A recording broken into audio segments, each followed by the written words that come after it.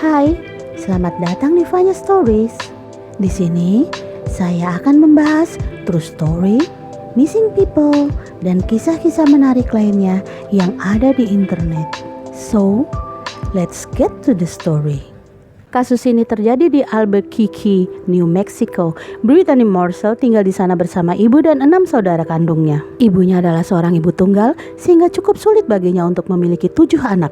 Tapi dia adalah ibu yang hebat. Anak-anaknya memiliki pendidikan yang cukup bagus. Mereka tinggal di lingkungan yang sangat bagus. Brittany dikenal memiliki kepribadian yang hebat, ramah, dan orang yang sangat positif.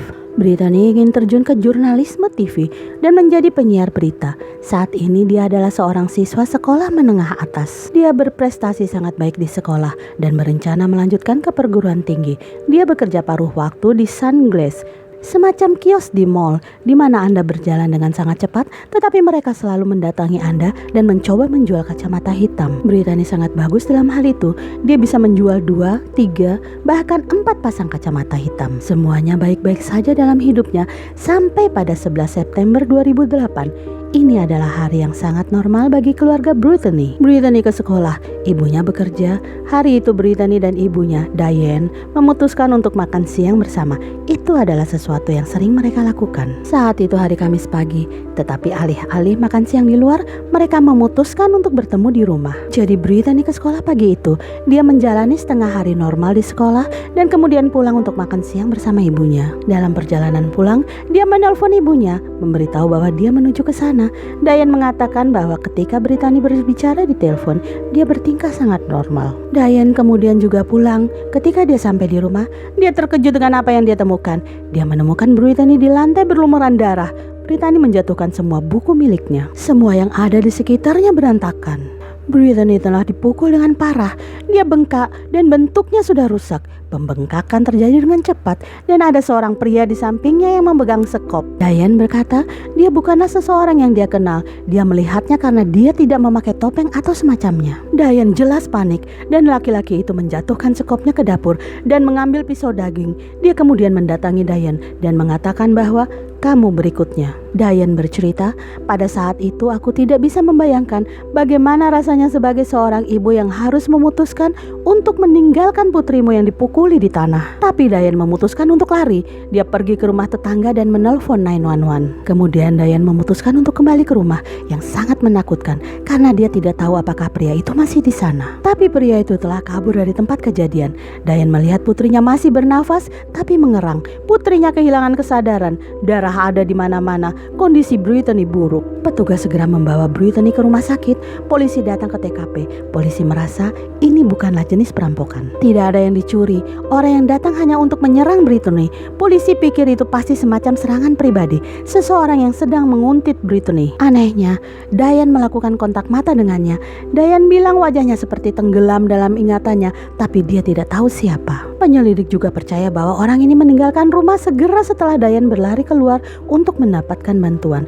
Dia mungkin menyadari polisi akan segera datang, jadi dia harus segera keluar dari rumah itu. Tapi bukannya melewati pintu, dia memecahkan jendela dan memanjat keluar.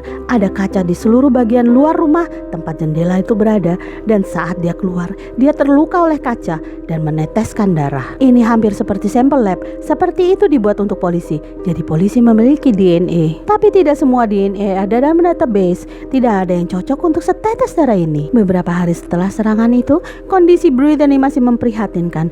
Dia memiliki banyak luka patah tulang tengkorak di kepala dan wajahnya, patah lengan dan pergelangan tangan. Banyak orang di sekitarnya, dokter, keluarga, dan teman merasa seperti Brittany mungkin tidak selamat. Mereka tahu bahwa Brittany berusaha melawan ketika diserang karena dia memiliki semua memar dan cakaran di pergelangan tangannya, mencoba membela diri. Dokter sangat prihatin karena pupil matanya kaku.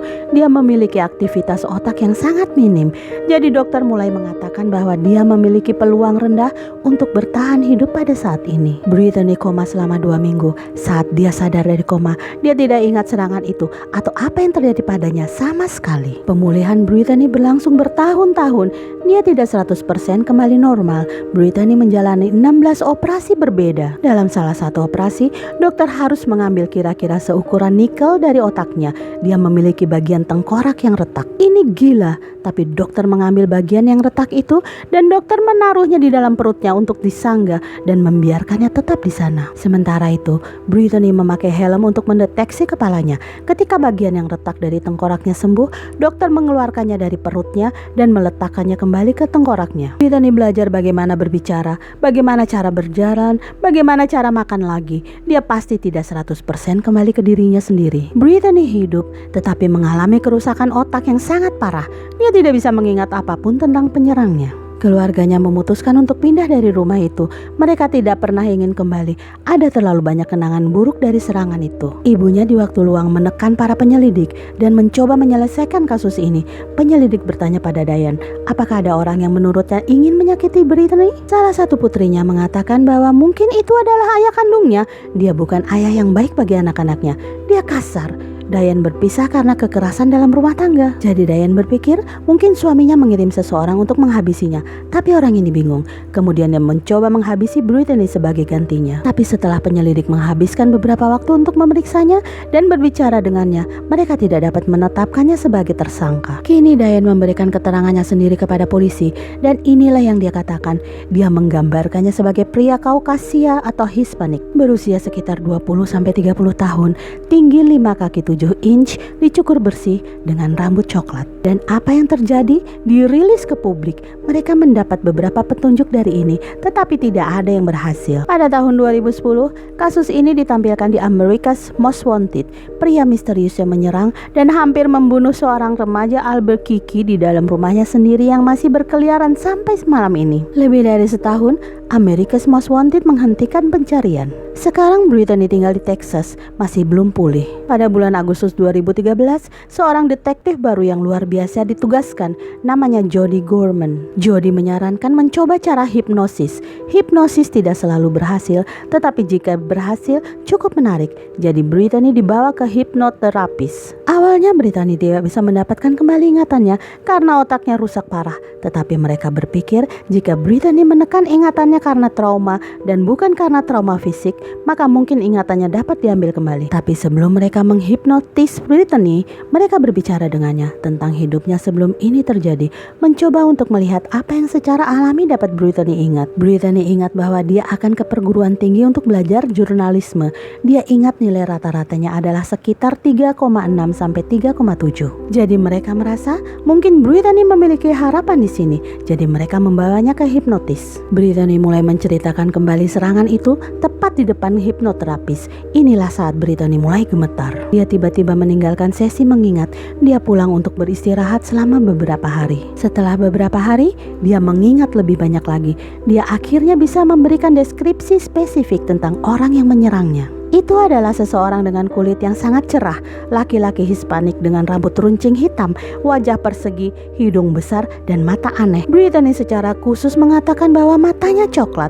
Brittany bilang dia memiliki alis yang menonjol, telinga besar, dahi yang besar, dan tidak ada tato yang terlihat. Dia mengenakan kaos saat itu terjadi, jadi sketsa komposit lainnya disatukan dan dirilis ke publik. Pada tahun 2016, detektif Gauguin Thurman merasa mereka tidak membuat banyak kemajuan dan ini adalah saat dia mengetahui tentang snapshot. Ini adalah teknologi di mana mereka dapat mengambil sampel DNA seseorang dan membuat potret atau gambar fisik tentang bagaimana rupa atau kemungkinan rupa mereka. Snapshot akan mengambil profil DNA dan memberi kita warna rambut, warna mata, keturunan, dan kemudian membuat gambar yang dibuat komputer 3D tentang seperti apa tersangka Anda nantinya. Jadi detektif Thurman mengirimkan DNA dari sampel darah itu dan membuatnya menjadi snapshot.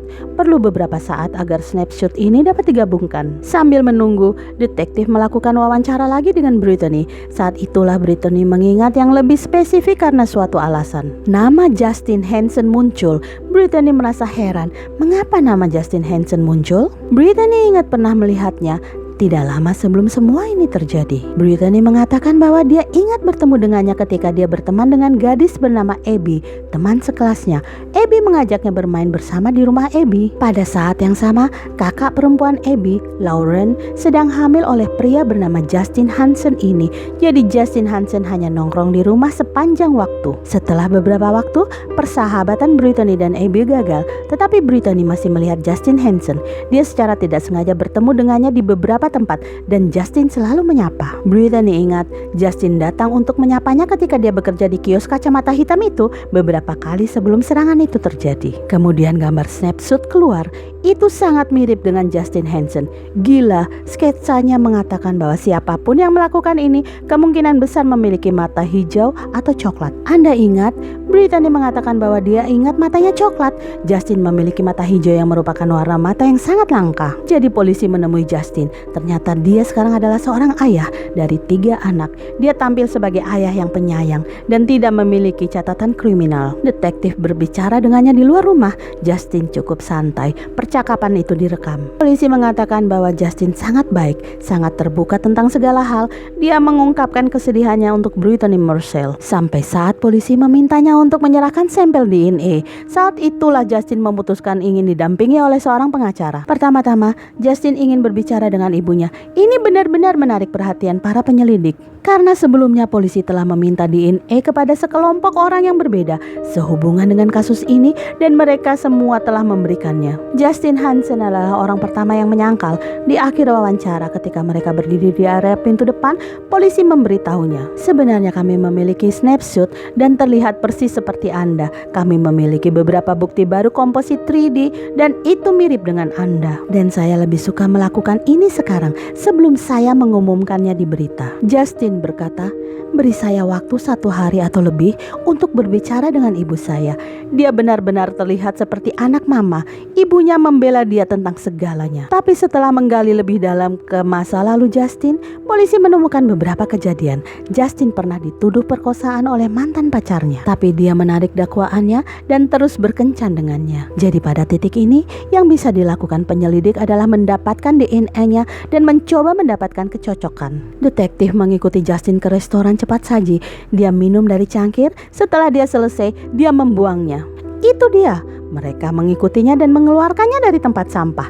Begitulah polisi memiliki DNA mereka sendiri. Butuh beberapa hari untuk mendapatkan hasil DNA. Ketika hasilnya keluar, itu menunjukkan bahwa Justin cocok dengan sampel darah yang ditinggalkan di TKP. Pada Juli 2017, para detektif memutuskan mereka akan menangkap Justin Hansen. Dan ini 9 tahun setelah Brittany pertama kali dipukul dengan sekop itu. Untuk menangkap Justin, polisi mengikutinya. Dia pergi ke gym, kemudian pergi ke sekolah anak-anaknya, menjemput mereka, kemudian mereka menuju ke toko kelontong. Di sanalah polisi menangkapnya di tempat parkir.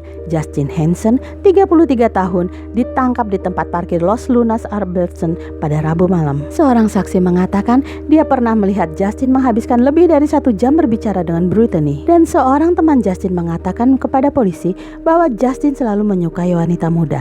Justin bersikap tidak bersalah saat polisi memborgolnya. Tapi penyelidik yakin ini adalah orang yang mereka cari selama ini, membuat Brittany dan keluarganya menghela nafas lega. Sampai hari ini, Justin menyatakan bahwa dia tidak bersalah, tetapi bukti darah cukup sulit untuk disangkal. Jadi polisi membawanya masuk dan memberitahunya bahwa dia menghadapi dakwaan pembunuhan dan menghadapi hukuman 15 tahun penjara. Polisi menunjukkan foto Brittany di ruang interogasi mengatakan, Anda tahu, Anda melakukan ini padanya. Setelah beberapa saat, Justin dibebaskan dengan jaminan. Ibunya yakin Justin tidak melakukan ini, bahwa dia dijebak. Pada bulan April 2018, Justin tidak mengajukan banding untuk percobaan pembunuhan dan perampokan yang diperburuk dengan senjata mematikan. Pada 11 September, di pengadilan, Brittany Marcel mengenang pengalaman mendekati kematiannya 10 tahun yang lalu. Justin mengambil hidupku dariku. Hari ini hakim mendengar kesaksian emosional dari keluarga Brittany. Itu adalah hari di mana aku kehilangan Brittanyku. Justin Hansen juga berbicara di persidangan. Dia mengakui bahwa dia bersalah. Dia mengatakan bahwa dia menyesal kepada Brittany. Pada Juli 2018, Justin dijatuhi hukuman 18 tahun penjara penuh di Departemen Koreksi. Brittany menyebut keadilan telah ditegakkan dengan baik. Tanggal 26 November 2019, Justin Hansen yang baru berada di penjara Lastkirkes selama seminggu diserang oleh seorang narapidana. Seorang narapidana mengayunkan pukulannya ke kepala Hansen. Keduanya jatuh ke tanah. Setelah serangan itu, Justin menderita luka parah di wajahnya. Laporan polisi negara yang mereka katakan melalui wawancara narapidana lainnya, serangan itu berasal dari seseorang yang marah padanya karena kejahatan ini. Mantan pacar Justin juga berbicara tentangnya, bagaimana dia adalah ayah yang mengerikan bagi anak pertamanya yang dia lakukan secara kasar. Brittany sangat kuat, dia sangat menginspirasi. Akhirnya, dia dan ibunya mendapatkan keadilan. Thanks for joining. Jika Anda suka, jangan lupa untuk subscribe, like, dan share ke teman-teman. Sampai jumpa di cerita berikutnya. Bye-bye.